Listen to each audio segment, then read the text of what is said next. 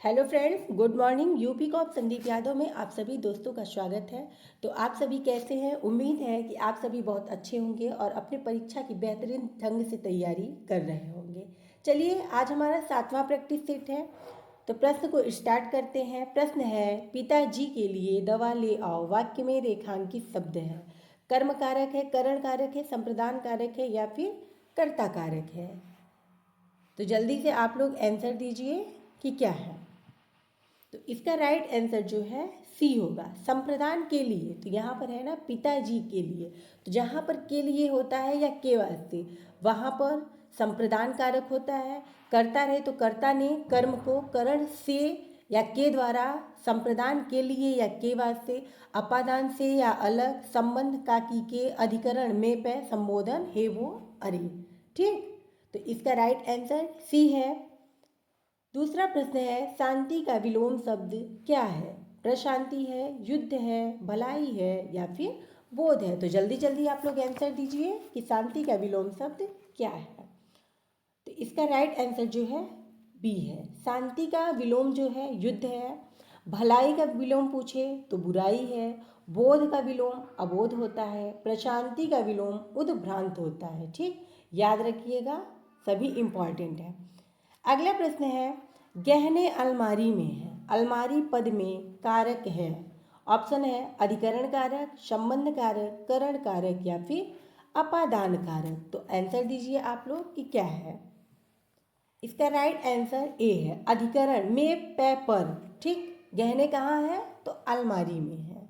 ठीक, चौथा प्रश्न है, निम्नलिखित प्रश्न में दिए गए 4 विकल्पों में से उस विकल्प का चयन करें जो दिए गए मुहावरे के अर्थ का सर्वश्रेष्ठ रूप से व्यक्त करता है। एक आंख से देखना, ऑप्शन है आंख मारना, काना होना, किसी को छेड़ना या फिर सबको बराबर समझना। तो आंसर कीजिए कि एक आंख से देखना मुहावरे का क्या अर्थ होगा। कल से हम कोशिश करेंगे कि आप सभी के लिए गद्यांश और पद्यांश भी लेकर आएँ। ठीक, जिससे कि आपकी तैयारी एकदम बेहतरीन ढंग से हो सके। तो एक आंख से देखना मुहावरे का अर्थ होता है सबको बराबर समझना। तो इसका राइट आंसर बी है। अगला प्रश्न है, मुझे किस प्रकार का सर्वनाम है? उत्तम पुरुष है, मध्यम पुरुष है, अन्य पुरुष है या फिर इनमें से कोई नहीं? तो जल्दी से आंसर दीजिए कि मुझे किस प्रकार का सर्वनाम है। तो मुझे जो है उत्तम पुरुष का सर्वनाम है। जो पुरुषवाचक सर्वनाम होता है उसके 3 भाग होते हैं, उत्तम पुरुष, मध्यम पुरुष और अन्य पुरुष। ठीक, चलिए अगला प्रश्न है, मुझे चमक वाले कपड़े पसंद नहीं हैं। चमक में चमकवान, चमक या फिर चमकीले। यहाँ पर प्रतिस्थापन का प्रश्न है, तो आप सभी को बताना है कि चमक के स्थान पर कौन सा शब्द होगा। तो जल्दी से ऑप्शन है, आंसर कीजिए आप लोग कि मुझे चमक वाले कपड़े पसंद नहीं है। यहाँ पर क्या होगा? तो इसका राइट आंसर जो है डी होगा, मुझे चमकीले वाले कपड़े पसंद नहीं है। ठीक, इसका राइट आंसर डी है।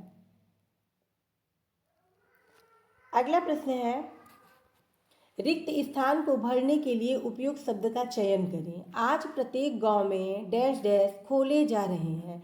विश्वविद्यालय, हवाई अड्डे, बंदरगाह या फिर विद्यालय। तो जल्दी से आंसर कीजिए आप लोग कि आज प्रत्येक गांव में क्या खोले जा रहे हैं। हवाई अड्डे होगा नहीं, बंदरगाह होगा नहीं। तो आप सभी बताइए कि विश्वविद्यालय होगा या फिर विद्यालय। तो इसका राइट आंसर डी है कि आज प्रत्येक गांव में विद्यालय खोले जा रहे हैं। अगला प्रश्न है, निम्नलिखित प्रश्न में 4 विकल्पों में से उस विकल्प का चयन करें जो कोष्ठक में दिए गए शब्दों के तत्सम रूप का सही विकल्प है। सूखे मेवे में मुझे अछोट डैश डैश खाना बहुत पसंद है। आप सभी को अछोट का तद्भव बताना है कि क्या होगा। बादाम होगा, अखरोट होगा, काजू होगा या फिर किशमिश होगा। तो जल्दी से आप लोग आंसर कीजिए कि अछोट का तद्भव क्या होगा। तो अछोट का तद्भव जो है अखरोट होता है। इसका राइट आंसर बी है। अगर पूछता है कि बादाम का तत्सम क्या होगा, बादाम का तत्सम पूछता है तो वाताद, वाताद या फिर वातवैरी, वात वैरी, 2 में से एक आपको जरूर मिले। और काजू और किशमिश का कोई भी तत्सम नहीं होता है। चलिए अगला प्रश्न है, दिए गए वाक्य में रेखांकित शब्द के लिए सही वर्तनी ज्ञात कीजिए। यहाँ पर आप सभी को सही वर्तनी ज्ञात करनी है। शीघ्र ही वैद्य को ले आओ। शीघ्र, शीघ्र, शीघ्र या फिर शीघ्र। तो यहाँ पर आप सभी को शुद्ध वर्तनी बतानी है कि कौन सी वर्तनी शुद्ध है। इसका राइट आंसर बी है। शीघ्र जो लिखा हुआ है सही है, ये शीघ्र में छोटी की मात्रा नहीं होती, तो यहाँ पर मात्रा संबंधी अशुद्धि है। तो यहाँ पर शुद्ध वर्तनी पूछा है, तो इसका राइट आंसर बी है। अगला प्रश्न है, निम्नलिखित में से शुद्ध वाक्य कौन सा है? राम अपनी मामे के साथ घूमने गया। बी है लता आगरे गया था। सी है राधा पटने से आई थी। डी है अल्पेश सवेरे जल्दी उठता है। तो आंसर कीजिए आप लोग कि कौन सा वाक्य शुद्ध है। तो इसका राइट आंसर डी होगा, अल्पेश सवेरे जल्दी उठता है। यहाँ पर मामे नहीं होगा, मामा होगा। लता आगरा से आई थी होगा, ठीक, ये पूरा सेंटेंस ही गलत है। राधा पटना से आई होगी, पटने नहीं होगा, तो ये तीनों गलत है। शुद्ध वाक्य पूछा है तो इसका राइट आंसर डी है। चलिए अगले प्रश्न की तरफ। निम्नलिखित में से कौन सा पत्र का अर्थ नहीं है? चिट्ठी, पत्रिका, मुख्य या फिर पत्र। यहाँ पर पत्र होगा, तो आंसर कीजिए आप लोग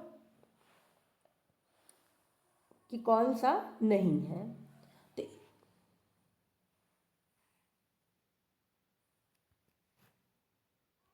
तो इसका राइट आंसर जो है सी होगा, मुख्य जो है ये पत्र का अर्थ नहीं है।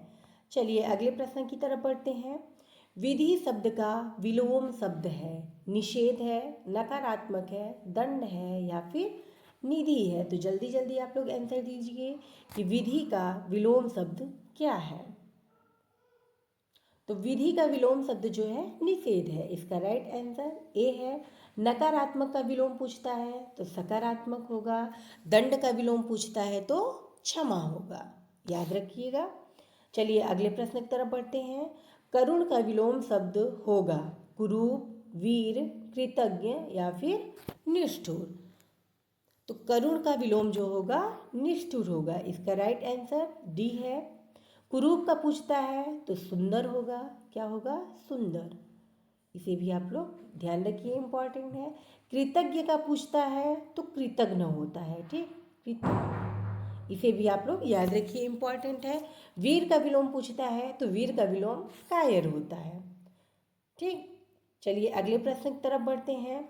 गीता ने कहानी लिखकर पुरस्कार प्राप्त किया, वाक्य किसका उदाहरण है? सरल वाक्य, मिश्र वाक्य, संयुक्त वाक्य या फिर इनमें से कोई नहीं। तो जल्दी से आंसर कीजिए। गीता ने कहानी लिखकर पुरस्कार प्राप्त किया, तो ये सरल वाक्य का उदाहरण है, इसका राइट आंसर ए है। आगे बढ़ते हैं। सही वर्तनी वाले शब्द का चयन करें। अल्पायु, अल्पायु, अलापायु या फिर अलापायु, ये दोनों सेम ही हो गए हैं, तो कोई बात नहीं, आप सभी को इन दोनों में से आंसर देना है कि कौन सा सही है। तो इसका राइट आंसर ए है, अल्पायु सही है। चलिए आगे बढ़ते हैं। मीरा जोर से हंसी, यह वाक्य किस क्रिया का समुचित उदाहरण है? सकर्मक, अकर्मक, द्विकर्मक या फिर अकर्मक। यहाँ पर भी दो ऑप्शन हो गए हैं, तो कोई बात नहीं, इन तीनों में से आप सभी लोग जल्दी से आंसर कीजिए। ये मीरा जोर से हंसी, यह वाक्य किस क्रिया का उदाहरण है? तो इसका राइट आंसर बी होगा, अकर्मक, ठीक। जहाँ पर कार्य का होना नहीं पाया जाता वहाँ पर अकर्मक क्रिया होती है, ठीक। चलिए आगे बढ़ते हैं। शहर संज्ञा का कौन सा प्रकार है? जातिवाचक, भाववाचक, व्यक्तिवाचक या फिर समूहवाचक। तो आंसर कीजिए कि शहर संज्ञा का कौन सा प्रकार है। तो शहर जो है संज्ञा का जातिवाचक प्रकार है, इसका राइट आंसर ए होगा। अगर सिर्फ शहर पूछता है तो वो जातिवाचक है। अगर सिर्फ एक शहर का नाम लेकर पूछता है जैसे पटना, तो वो व्यक्तिवाचक संज्ञा हुई, ठीक। भाववाचक संज्ञा क्या होती है? जैसे दया, क्षमा, जो दिखाई न दे, सिर्फ भाव से व्यक्त की जाए। समूहवाचक संज्ञा क्या होती है? जैसे भीड़, झुंड, ये सभी जो है समूहवाचक संज्ञा है। चलिए अगले प्रश्न की तरफ बढ़ते हैं। निम्नलिखित में से कौन सा शब्द पुल्लिंग का शब्द है? गिलहरी, कोयल, खटमल या फिर मक्खी। तो आंसर कीजिए जल्दी से आप लोग कि पुल्लिंग शब्द कौन सा है। तो इसका राइट आंसर शी है। अक्ल पर पत्थर पड़ना मुहावरे का क्या अर्थ है? मूर्ख बन जाना, अपमानजनक बात कहना, बुद्धि भ्रष्ट हो जाना या फिर बेफिक्र।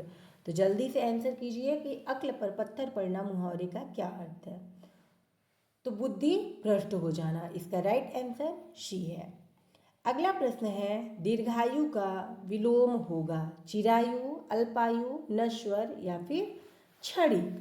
तो जल्दी जल्दी आंसर कीजिए आप लोग कि क्या होगा। तो दीर्घायु का विलोम जो होगा अल्पायु होगा।